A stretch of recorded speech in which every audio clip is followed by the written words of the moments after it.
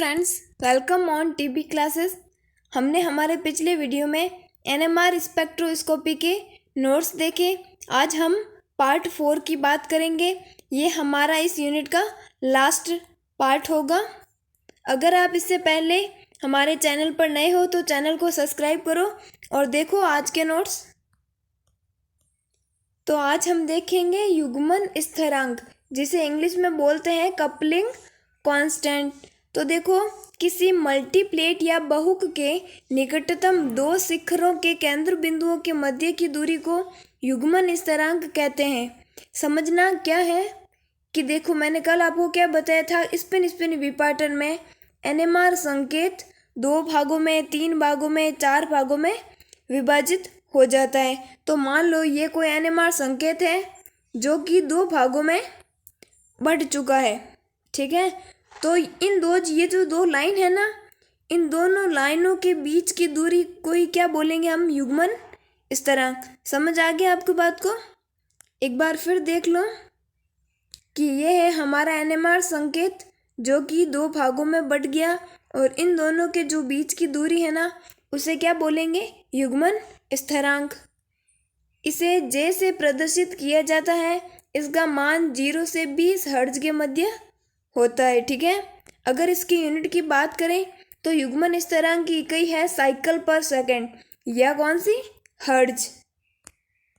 आगे देखेंगे युग्मन स्थिरांक के प्रकार। देखो, मैंने ये टाइप नहीं किया है, ये जो प्रकार है उनमें मैं क्या ही चेंज करूँगी, ये तो एज इट इज़ वही लिखे जाएंगे। तो मैंने सीधा बुक से कॉपी कर लिए। तो पहले प्रकार की अगर हम बात करेंगे तो है जैमिनल युग्मन स्थिरांक। इसमें क्या होता है कि ऐसे यौगिक जिनमें अलग अलग प्रोटॉन एक ही कार्बन पर उपस्थित हो, जैमिनल प्रोटॉन कहलाते हैं, जिसका मान 0 से 30 हर्ट्ज के मध्य होता है।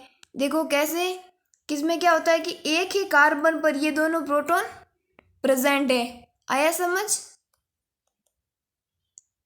तो इसमें क्या है कि एक कार्बन पर 2 हाइड्रोजन या 2 प्रोटॉन प्रेजेंट है। तो ऐसे अगर होना तो उसे हम क्या बोलेंगे, जैमिनल युग्मन स्थिरांक। ऐसे याद रख लो, जैमिनल मतलब जाम, एक ही चीज पर ये सब प्रोटॉन जाम हो गए या जमा हो गए। चले सेकंड टाइप की ओर। सेकंड टाइप है मूलाभ युग्मन स्थिरांक, ठीक है, या विसिनल। आपने देखो ये ना 12th में कोई टॉपिक था, ऑर्गेनिक का ही था, उनमें ये परिभाषाएं थी कि ऐसे यौगिक जिनमें 2 अलग अलग प्रोटॉन 2 निकटवर्ती कार्बन पर उपस्थित हो। मान लो एक ये कार्बन है, एक ये कार्बन है, एक प्रोटॉन इस कार्बन पर होगा तो दूसरा इस कार्बन पर होगा। समझ आया? तीसरा है दीर्घपरासी युग्मन स्थिरांक। कौन सा? दीर्घपरासी। इसमें क्या होता है कि प्रोटॉन के मध्य बंधों की संख्या 4 से अधिक होती है। कुल मिला के ये जो कार्बन परमाणु होते हैं ना, वो बहुत ही ज़्यादा होते हैं। इसका मान 0 से 3 हर्ट्ज के बीच होता है। आगे बात करेंगे हम।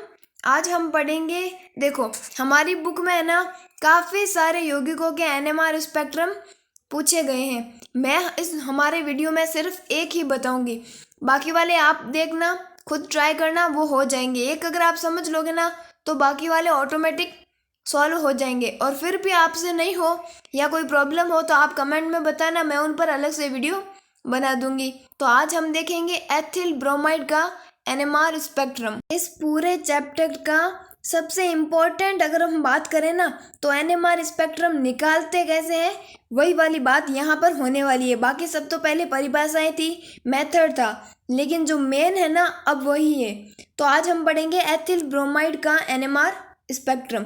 अब होता क्या है आप देखना कि एथिल ब्रोमाइड का फॉर्मूला क्या है, CH3CH2Br। अब ध्यान से देखना कि एथिल ब्रोमाइड में 2 प्रकार के प्रोटॉन होते हैं। देखो, एक प्रोटॉन कौन सा हो गया, मैथिल हो गया CH3, और दूसरा कौन सा है, मैथिलिन CH2, ठीक है। तो देखो इस यौगिक में कितने प्रकार के प्रोटॉन है, 2। तो जितने प्रोटॉन होंगे उतने ही एनएमआर स्पेक्ट्रम बनेंगे। तो इस यौगिक में कितने, 2 एनएमआर संकेत प्राप्त होंगे। अब थोड़ा देखना, मैं आपको ऐसे समझाने की कोशिश करूँगी। तो हम यहाँ वापस हम फॉर्मूला लिख देते हैं, CH3 CH2 और Br, ठीक है। अब देखना होता क्या है, दो प्रोटॉन है, आपको पता है, पहला मैथिल, दूसरा मैथिलीन। अब बात हो रही है कि हमने हमारे पहले वीडियो में क्या देखा था कि जो प्रोटॉन होंगे ना उनका अवशोषण निकटवर्ती प्रोटॉनों पर भी निर्भर करेगा। ये मैथिल किस पर ऊर्जा अवशोषित करेगा, ये किस पर निर्भर करेगा, CH2 पर। और CH2 का किस पर निर्भर करेगा, इस Br पर। कुल मिला के जो निकटवर्ती प्रोटॉन है ना वो इनको प्रभावित करेगा। अब देखो, हमने स्पिन स्पिन विपाटन में देखा था ना कि N+1 में स्पिन होता है। देखो N+1 में ये फॉर्मूला था ना। अब देखना वो कैसे यूज होता है। देखो CH3 में क्या है, ये है हमारा मैथिल समूह, ठीक है। इसमें अभी हम CH3 की बात करेंगे। मैं आपको बोल रही हूँ, आप इनका स्क्रीनशॉट लेना क्योंकि मुझसे तो क्लियर हो जाएगा। तो देखो ये है CH3, इस एक को, इसका निकटवर्ती कौन सा है, CH2 है, ठीक है। अगर इसका निकटवर्ती जो प्रोटॉन है वो है CH2, तो क्या होगा कि CH2 पर हाइड्रोजन कितने हैं, 2 है। तो देखो 2, N का मान कितना हो गया, 2 + 1 करना है 1, तो कितना हुआ, 3। तो देखो जो ये मैथिल समूह है ना वो 3 में विभाजित होगा। जैसे कि मान लो ये संकेत है तो 1, 2 और 3, ये 3 में विभाजित होगा। याद रखना जो ये मैथिल समूह है वो ट्रिपलेट में विभाजित होगा। कैसे, क्योंकि ये जो साइड में है ना ये एक प्रोटॉन है, उस पर कितने, 2 है हाइड्रोजन, तो N का मान 2 + 1 कितना हो गया, 3। ये समझ आया, इसका स्क्रीनशॉट ले लो, बाद में हम मैथिल का अलग से देखेंगे।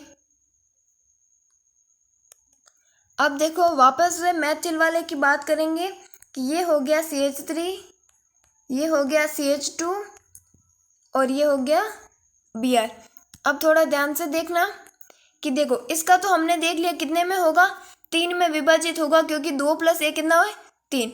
अब बात करेंगे हम इसकी, तो इसका निकटवर्ती कौन है, ये, क्योंकि इस पर तो हाइड्रोजन है ही नहीं, मतलब प्रोटॉन है ही नहीं, ठीक है।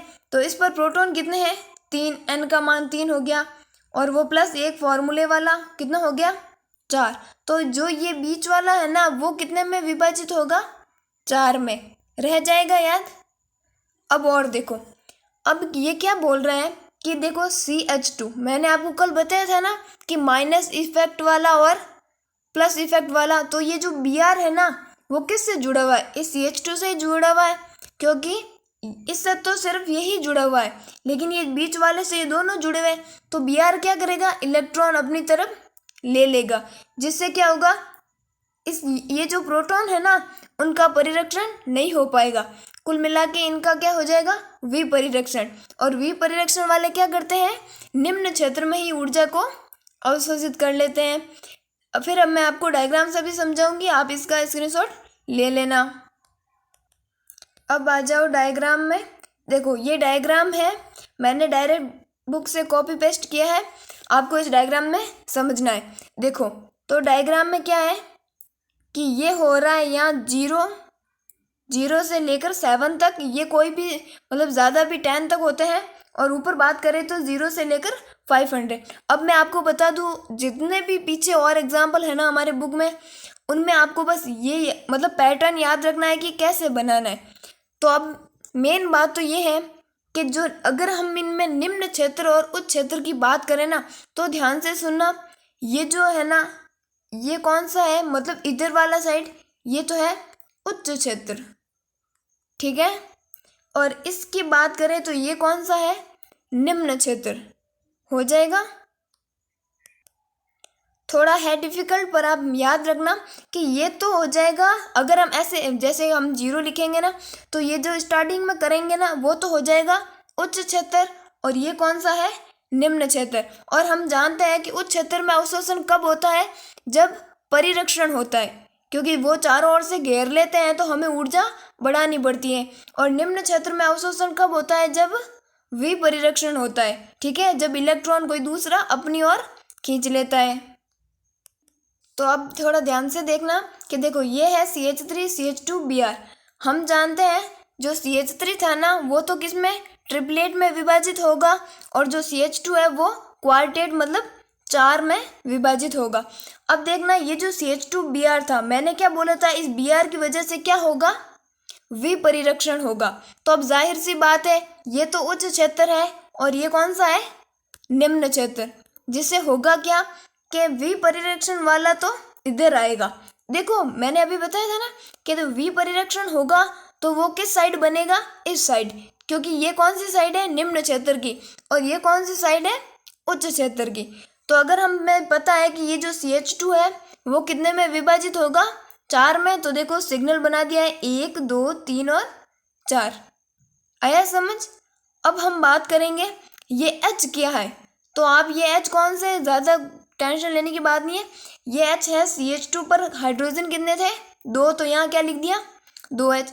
अब हम बात करेंगे इस मैथिल की, ठीक है। अगर हमने इस CH2 की तो बात कर ली, अब बात करें मैथिल की। मैथिल पर हाइड्रोजन कितने हैं, 3, ये लिख दिया। और ये विभाजित कितने में होगा, 1 2 और 3। और ये क्या है, ये है वो TMS जो हमने बोला था ना, संदर्भ यौगिक।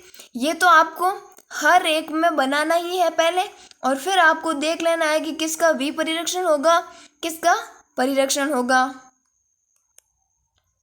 तो आई होप फ्रेंड्स आपको ये समझ आया होगा। अगर नहीं समझ आया है तो आप मुझे बोल देना। आप ये देखो, समझो, और फिर जो आगे वाले एग्जाम्पल है ना वो करने की कोशिश करो। अगर उसके बाद भी आपको समझ नहीं आए तो आप कमेंट बॉक्स में मुझे बता देना, उन पर भी मैं अलग से वीडियो बना दूंगी। तो हमारी जो NMR स्पेक्ट्रम की यूनिट थी वो कंप्लीट होती है। हमने ऑर्गेनिक केमिस्ट्री की 1 यूनिट पढ़ ली है, 4 पार्ट में है, मुश्किल से 1 घंटा भी नहीं है, और आपको समझने में उतना ही टाइम लगेगा। तो फ्रेंड्स मिलेंगे फिर अगले नोट्स के साथ। तब तक के लिए अगर आपको वीडियो पसंद आए तो लाइक कीजिए।